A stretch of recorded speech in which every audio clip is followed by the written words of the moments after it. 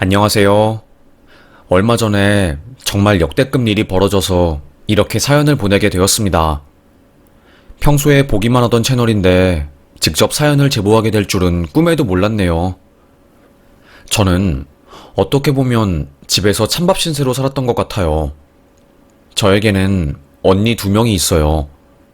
그러니까 딸만 셋인 집이죠. 아유, 아들 낳으려고 내가 이렇게 애를 많이 낳았다니까. 그래도 난 딸부자라서 좋다.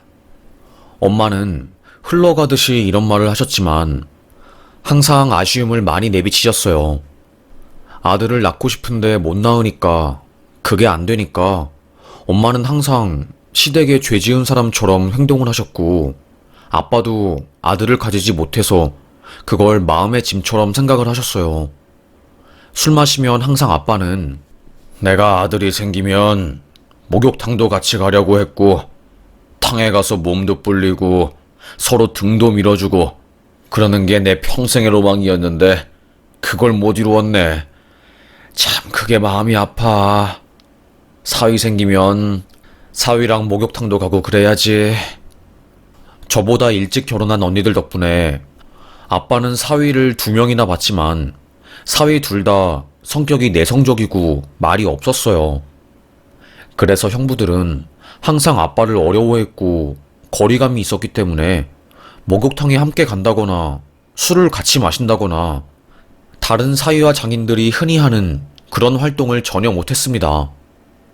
그러다가 제가 시집을 가면서부터 상황은 완전히 역전되게 되었어요. 저도 성격이 내성적이거든요. 그래서 외향적인 사람들을 엄청 좋아해요. 당연히 남편도 외향적이고 엄청 사교적이고 항상 사람들에게 부침성 좋게 다가가는 사람이었죠. 그런 성격에서 매력을 느낀 거고요. 그래서 저희 집에 남편을 처음 소개했을 때 아버님, 정말 감사합니다. 제가 온 인생을 다 바쳐서 수진이에게 모든 것을 다할 것입니다. 세상에서 수진이가 가장 행복한 신부가 될 수 있도록 최선을 다할 거예요. 자네만 믿고 내가 우리 수진이 귀한 막내딸 보낸다네. 알겠나? 물론이죠. 제가 수진이뿐만 아니라 장인어른 장모님 등에 업고 전국 팔도 산이랑 산은 다 다닐 수 있도록 체력도 키울 거고 든든한 사위가 될 겁니다. 패기 넘치는 그 사람의 모습에 아빠는 흡족한 표정을 지으셨어요. 자네 태도가 너무 좋다네. 아주 좋아. 태도가 최고야. 내가 딱 좋아하는 넉살 좋은 사람일세. 아이고, 아닙니다. 감사합니다. 그렇게 남편이 저희 집에 들어오면서 아빠와 남편은 아주 친한 절친이 되었습니다. 아빠는 항상 나는 우리 막내 사위가 제일 좋아. 내가 세상에서 제일 좋아하는 성격이 우리 막내 사위 같은 성격이야. 내가 아주 막내 사위 볼 때마다 마음이 찡하기도 하고 고맙다니까.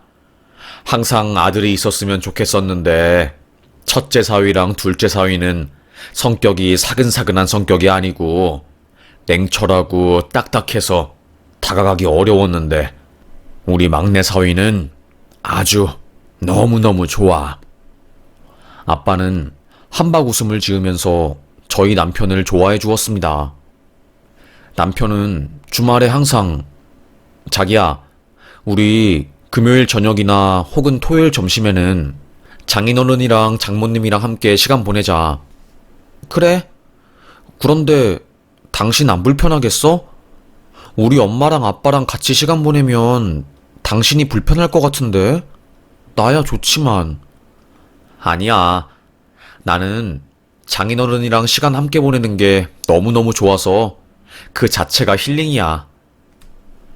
남편의 말에 감동받았어요. 그렇게 토요일 오전에는 항상 우리 부모님이 저희 집에 와서 밥을 먹었죠.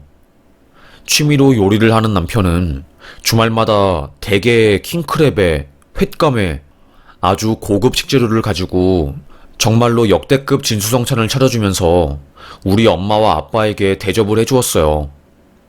그 자체만으로도 무척이나 고마웠지요.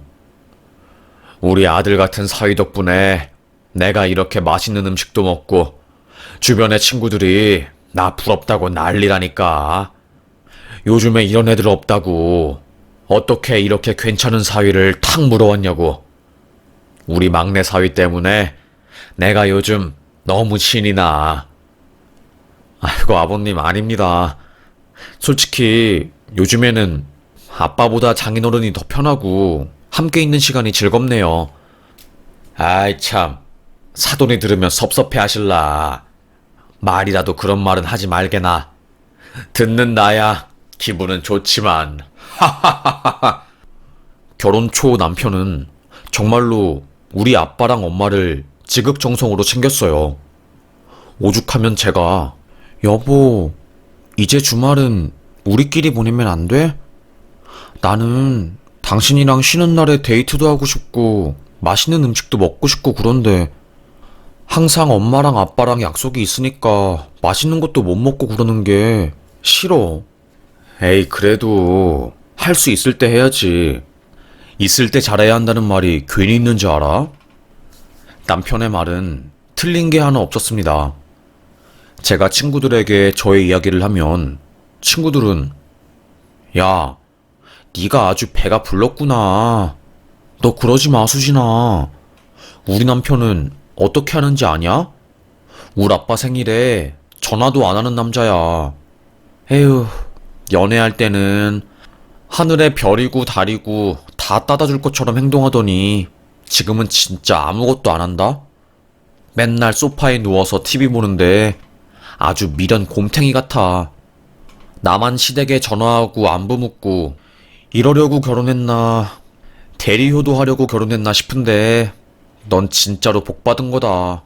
무슨 복이냐 진짜로. 그러게. 야, 너 이제 그만 말해라. 질투난다 질투나. 남편이 장인어른이랑 장모님 주말마다 챙기는 집이 어딨냐? 네 남편이 진짜 잘하는 거야. 네가 주변을 둘러봐. 그런 남자 없다. 정말이야. 네 남편 같은 남자 없어. 친구들의 말을 듣고 저는 그제서야 알게 되었어요. 다른 집 남편보다 제 남편이 우리 부모님에게 무척이나 잘한다는 것을요. 그때부터 저도 남편을 믿게 되었습니다. 저희 언니들도 이야, 아주 사위 한 명 들어왔더니 집안 분위기가 다르다 달라. 신기하네.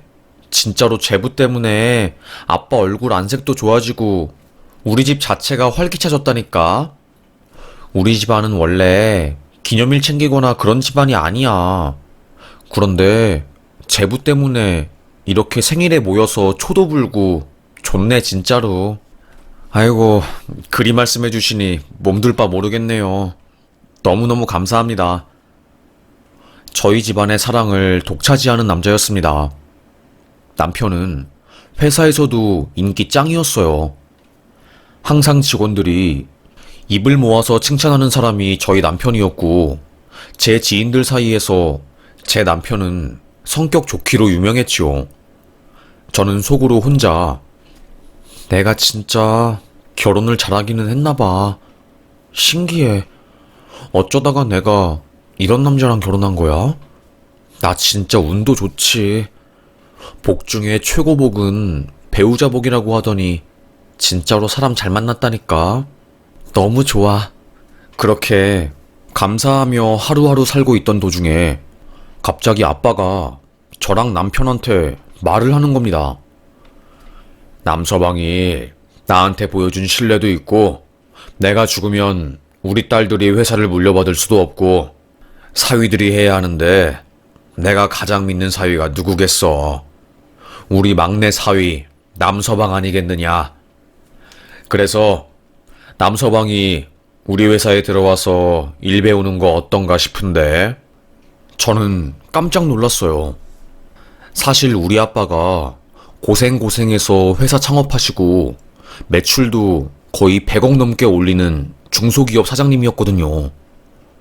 예전에 표창장도 받은 적이 있을 정도로 그 분야에서 혁신 사업으로 유명했어요. 정말로 회사에 남다른 애정을 가지고 있는 아빠가 저의 남편에게 그런 제안을 한다는 것 자체가 저는 너무나도 신기하게 느껴지더라고요. 아빠, 진심이야? 수진아, 아빠가 입에 발린 소리 하는 거 봤니? 당연히 진심이지. 오랜 시간 고민한 거야. 회사 지분도 주고 일도 알려준다고 하니 남편은 눈이 동그래졌지요. 아버님, 너무 감사하지요. 당연하지요. 아버님이 그렇게 말씀하는데 제가 어떻게 거절하겠어요. 저에게는 정말 영광이지요. 저희 남편은 중소기업, 정말로 중소기업이라고 말하기 민망할 정도로 직원이 5명밖에 없는 회사에서 일하고 있었거든요. 그런데 직원만 100명이 넘는 우리 아빠 회사에 들어와서 회사 일 배우고 나중에 물려주겠다고 하니까 남편은 엄청 깜짝 놀란 거였습니다. 쉽게 비유해서 강원도 산골짜기에 있는 구멍가게에서 일하다가 서울 한복판 강남에 있는 회사에 들어간다고 생각하면 쉬울 거예요.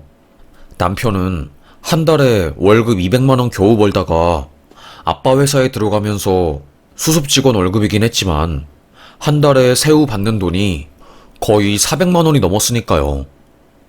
어쩌다 보니까 남편은 복권 긁은 인생이 되어버린 거였죠. 그날 회사 이직하는 것으로 이야기를 마무리하고 집에 온 남편은 당신은 알고 있었어? 장인어른이 나한테 회사 일 알려주고 중요한 업무 같은 거 처리하게 하려고 하신 거. 나 진짜 몰랐어.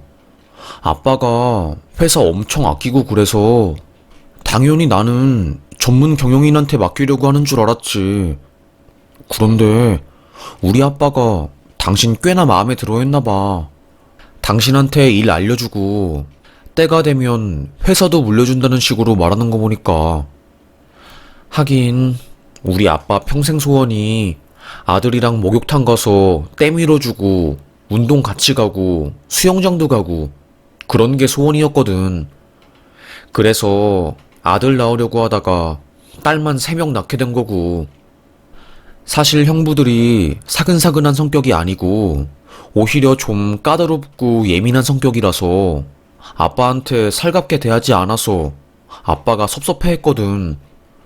사위를 아들처럼 대하고 목욕탕도 같이 가려고 했는데 본인 평생 꿈이 무너지게 된 것 같아서.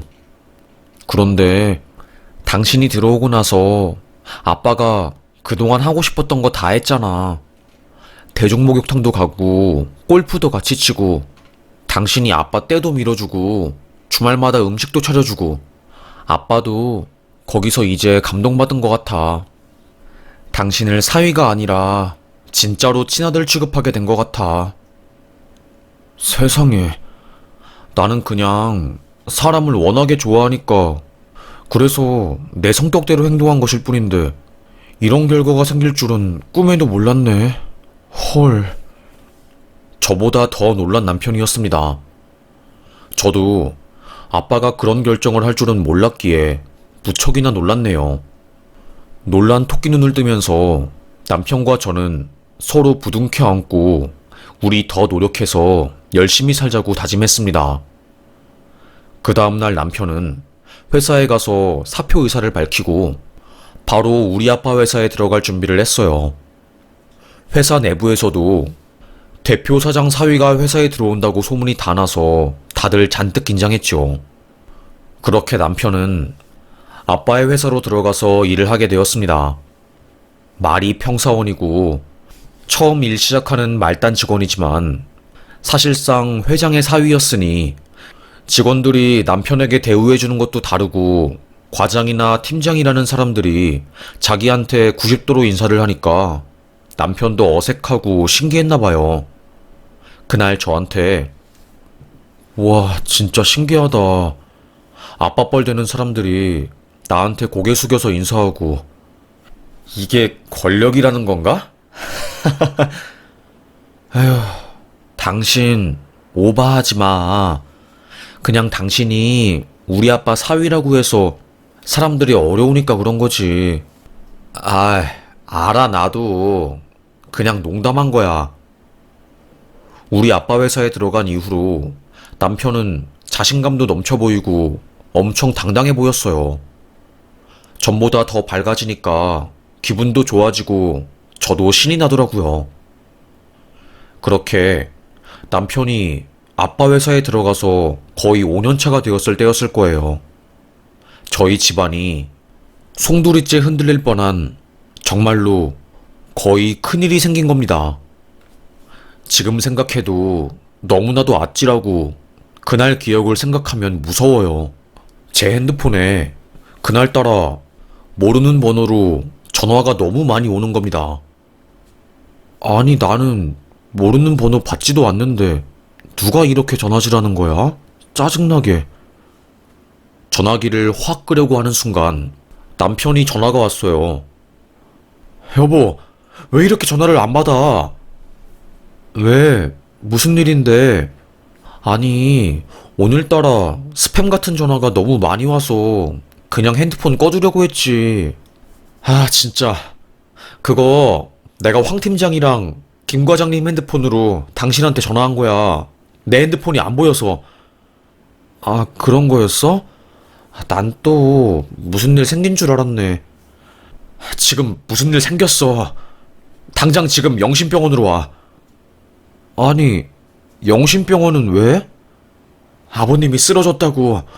지금 진짜로 큰일 났어. 아버님 쓰러져서 난리도 아니야. 어떻게 하면 좋아, 이걸 진짜? 저는 너무나도 놀랐습니다.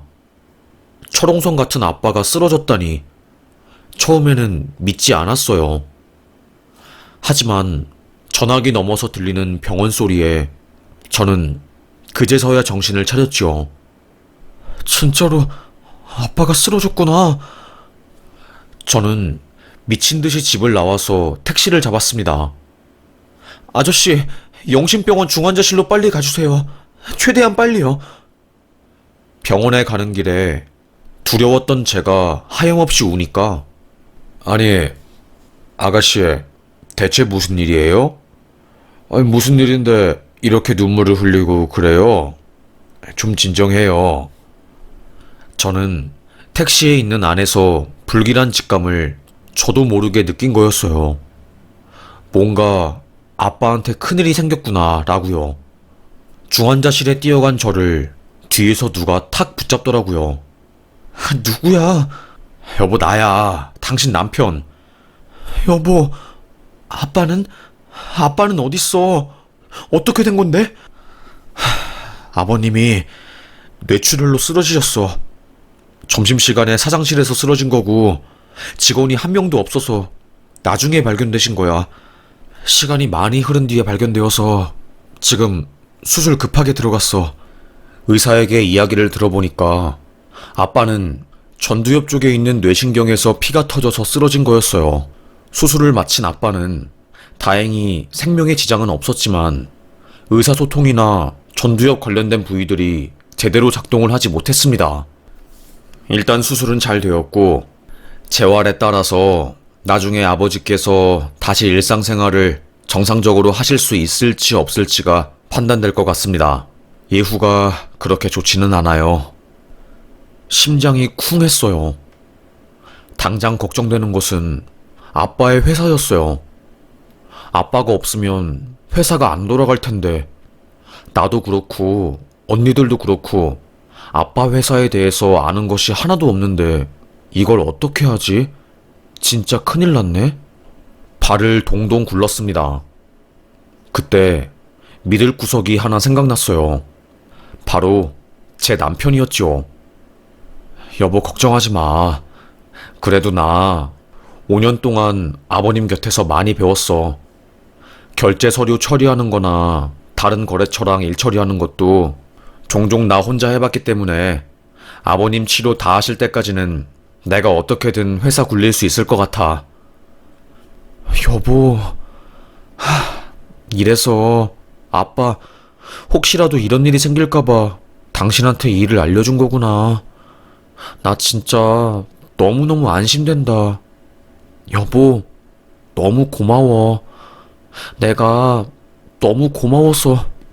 저는 저도 모르게 눈물을 흘렸어요. 제가 원래 진짜 우는 스타일이 아니거든요. 그런데 근심 걱정이 한 번에 확 다가오고 안 좋은 일까지 터져버리니까 너무 무섭더라고요. 그때 남편이 제 곁에서 저를 지켜준다고 하니까 확 안심이 되면서 몸에 긴장이 풀리고 눈물이 주르르륵 나온 거였죠. 저는 아빠의 병실을 지키면서 아빠 언어치료 받는 것을 도왔습니다. 남편은 회사 일로 너무 바빴고요. 갑자기 아빠의 역할을 대신하니 바쁠만 했지요. 남편이 열심히 일하는 만큼 저도 하루빨리 아빠가 정상적인 회사 생활과 사회생활을 할 수 있도록 무진장 노력을 했어요. 하지만 생각보다 차도는 나아지지 않았죠. 전두엽이 담당하는 기관이 바로 언어 쪽입니다. 인지능력 쪽이랑요. 그래서 지금은 의사소통이 원활하지 않아요. 아무래도 언어를 하나하나 다 가르쳐야 하는 상황이고, 아직은 회복 단계라서 어디까지 회복될지 모르겠지만, 시간이 좀 걸리는 것은 감안하셔야 합니다. 적어도 2년을 이야기하더라고요. 상황에 따라서 더 오래 걸릴 수도 있고, 최악의 경우에는 회사에 복직하지 못할 수도 있다고. 그래서 저는 서울에서 유명한 언어치료사분들을 다 찾아가서 치료하고, 제가 할 수 있는 것은 다 했었던 것 같아요. 쉽게 말해서 진 빠질 정도로 엄청 열심히 아빠를 돌봤습니다. 남편이랑 저랑은 서로 바쁘니까 거의 뭐 한 달에 한 번 만나도 자주 만나는 사이가 되었어요. 그렇게 아빠가 쓰러진 지 1년 반 정도 되었을 때 아빠 상태는 엄청 좋아졌습니다. 언어치료사분도 따님이 엄청 노력한 덕에 아버님이 엄청 좋아지셨어요. 지금 이렇게 말하고 의사소통되는 것도 거의 기적이라고 보시면 되어요. 전두엽 손상 범위가 넓어서 저도 사실 치료 효과를 장담하지 못했는데 너무 좋아지셨어요. 비록 발음이나 글씨 쓰는 것은 아직 힘들긴 해도 의사소통이 가능하니까요. 결국 아빠는 퇴원했습니다. 그리고 당분간 회사를 제 남편에게 맡기고 집에서 휴식에 전념을 했어요. 아빠가 쓰러진 것도 젊은 날에 너무 열심히 일해서 쉼없이 달려왔기 때문에 쓰러진 거라고 생각을 했거든요. 아빠, 이제 믿음직한 사위한테 회사 맡겼으니까 아무 걱정하지 말고 건강만 생각해요. 아무리 돈 많이 벌면 뭐해요. 건강하지 않으면 즐길 수도 없는데. 그래. 우리 딸내미 말이 맞다. 그런데 아빠가 퇴원한 지 한 달도 안 되었을 때 갑자기 우리 아빠 집 앞에 아빠 회사 격리가 찾아온 거였습니다. 여자였어요. 여자 격리였고 회계부서 팀에 있는 여자라서 저도 알았거든요. 그날 저도 아빠 집에서 언어치료 숙제하고 있어가지고 그 여자가 찾아온 것을 인터폰으로 함께 봤지요. 회장님 댁 맞으시죠? 저 그린월의 회사 격리인데요. 꼭 좀 드리고 싶은 말이 있어서 이렇게 찾아뵙게 되었습니다. 격리가 아빠 집을 어떻게 한 것인지 겁도 없이 찾아온 게 기분이 나쁘더라고요.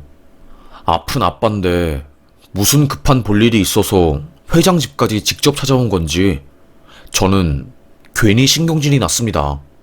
아빠 아파서 회사 일 관련해서는 지금 업무 못 봐요. 알지 않아요? 아빠 쓰러진 거. 근데 왜 집까지 찾아온 거죠?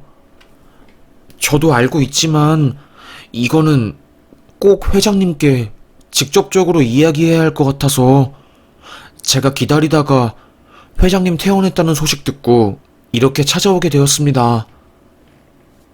간절해 보이는 그녀의 눈빛에서 뭔가 쎄함을 느꼈고 저는 집으로 들어오라고 하며 대문을 열어줬어요. 가녀린 팔로 고개를 푹 숙인 채 아빠와 저에게 서류 뭉탱이와 녹음본을 들려주더라고요. 이거 지난 6년 반 남이사님이, 그러니까 회장님 사위분께서 회장님과 함께 회사에서 5년 동안 일하고 회장님이 쓰러지시고 1년 반 동안 회사에서 혼자 회장의 위치에 올라서 일할 때 횡령한 금액 제가 정리한 겁니다. 그리고 이 녹취록은 남이사님께서 저에게 성적으로 불쾌한 농담을 하고 희롱하고 추행한 정황 증거들입니다.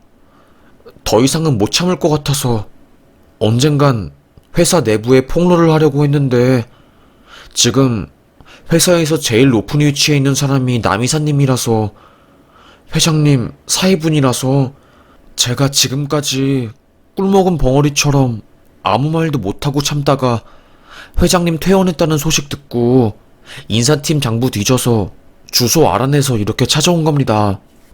저는 그 격리 이야기를 듣고 심장이 쿵 했어요. 그러니까 남편은 아빠의 회사에 들어간 이후로 권력과 돈의 맛을 본 거였죠.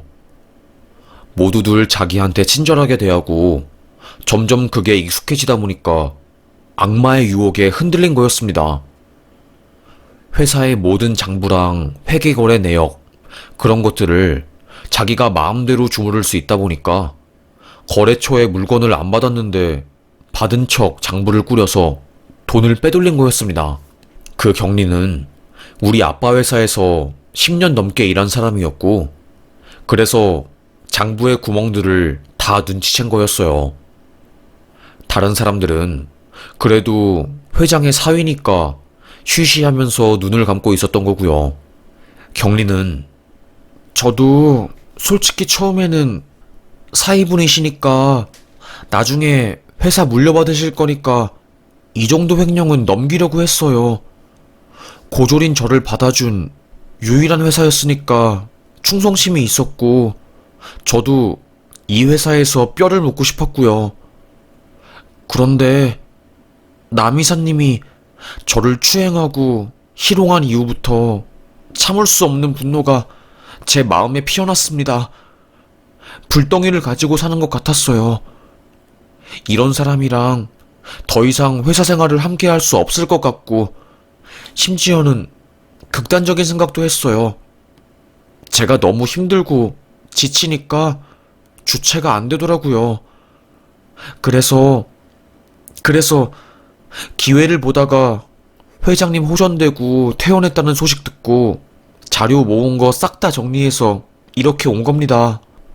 아빠는 극심하게 분노를 했고, 저도 그렇게 성격 좋고 완벽하게 우리 엄마 아빠 편인 줄 알았던 남편의 망측한 행동을 알게 되어 분노가 치밀어 올랐어요. 그 경리한테는 이렇게 말해줘서 너무 고마워요. 제가 절대로 이거는 그냥 넘어가지 않을 거예요. 일단은 회사 나오지 말고 있어요. 정리되면 내가 다시 부를게요. 그리고 오늘 이렇게 용기 내준 거에 대한 보상은 톡톡히 할게요. 당신이 우리 가족 회사 살린 거예요. 그렇게 말씀해 주셔서 감사합니다. 이 이야기를 모두 듣던 엄마는 바로 남편에게 전화해서 남편을 저희 집에 불렀습니다. 남편은 대한민국 최고의 연기자보다 더 뻔뻔하게 연기를 하더라고요. 아버님, 방금도 회사에서 일하다가 왔습니다. 퇴원 너무 축하드려요. 아버님 대신해서 회사 일하느라 힘들었지만 성장도 많이 한 것 같아서 뿌듯합니다. 이제 저랑 다시 회사 출근하셔야지요. 그날만을 기다렸어요. 남편의 말이 끝나기 전에 엄마가 남편 뺨을 때렸어요.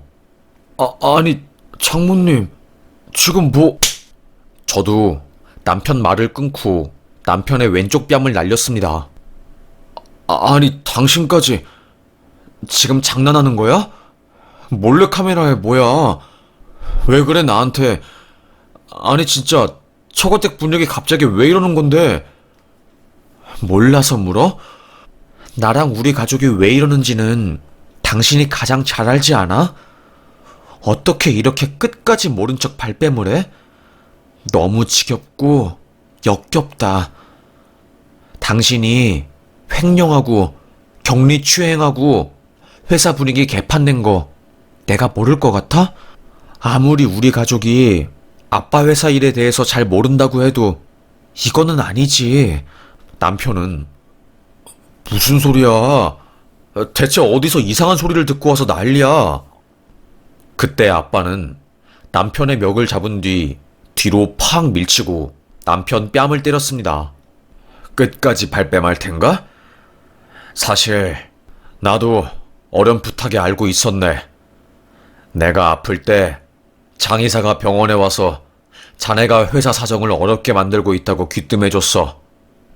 아빠는 경리한테 받은 횡령 관련 서류 자료들을 남편의 얼굴에 팍 던지고 내가 뇌출혈로 언어장애가 왔지만 지금은 아니라네. 누가 거짓말을 하고 사기를 치는지는 판별할 수 있다네. 그러니 나가. 당장 내 회사, 우리 집, 내 딸 인생에서 나가! 한 마리의 호랑이처럼 극도로 화를 내는 우리 아빠 앞에서 남편은 아무 말도 못하고 깨갱하고 나가게 되었습니다. 다음날 바로 아빠는 지인 변호사에게 제 남편을 횡령으로 고소를 했고 그 격리도 마찬가지로 같은 시기에 추행과 희롱으로 남편을 고소했어요. 물론 저도 이혼 소장을 냈고요. 이딴 남편이랑 함께 살 수 없었기 때문이었어요.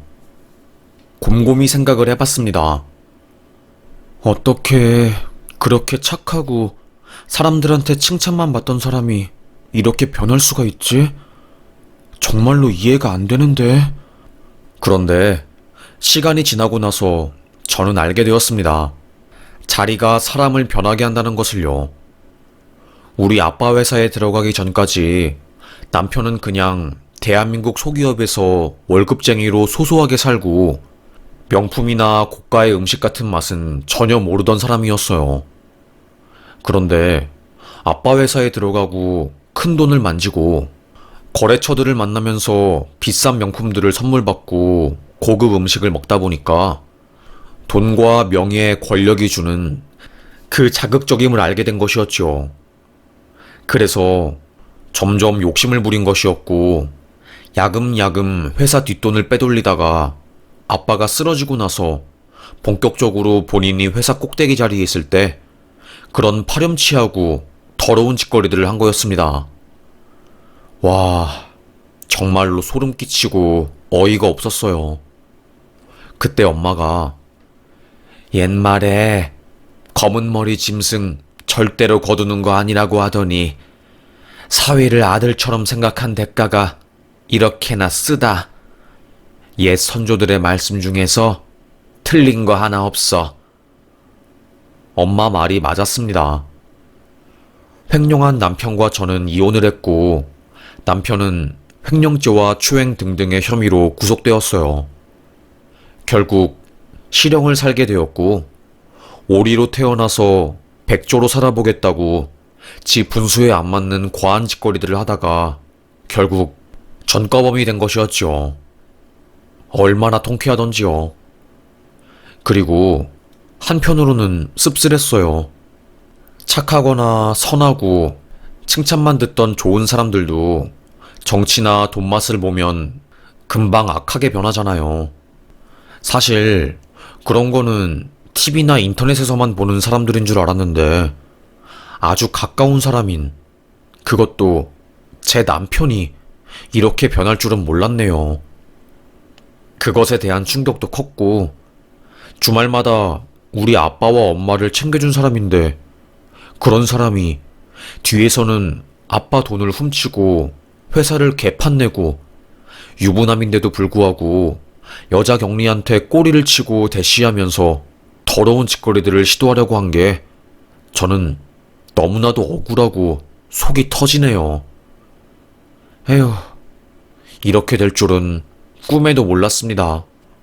사람 믿으면 안 된다는 것은 알았지만 남편한테 이렇게 배신을 당하니까 충격이 좀 컸어요. 하지만 이제는 알았습니다.